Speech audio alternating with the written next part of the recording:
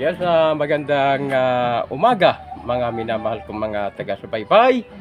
Kahapon kasi, nagdala ako doon na 2 beses akong pumunta ng pagawaan ng mga TV doon sa suki ko na na technician para patingnan ko ang mga TV ko na ito yung mga second hand na nabili ko ngayon kasi nasira yung TV ko sa bahay. Second hand din yun. Gusto kong pamilian kung alin dito ang mas maayos. Hindi ako masyadong gagastos ng malaki. Yung tama lang, konti lang. Kaya ko. So, patitingnan ko. Dinala ko na yung kariton kahapon.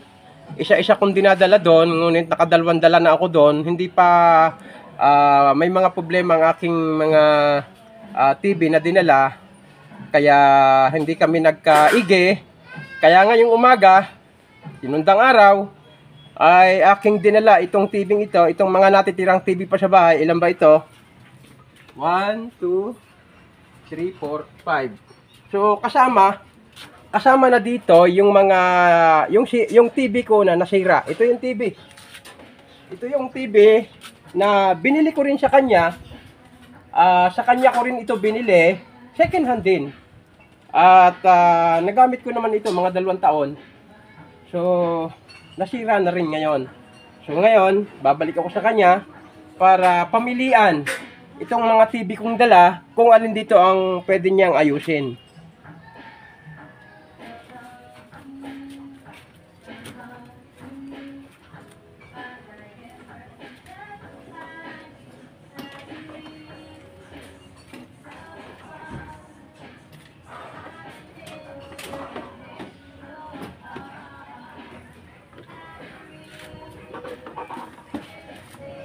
Yan at maraming salamat. Thank you for watching. Mabuhay po mga minamahal kong mga taga-subaybay. Please like and share po.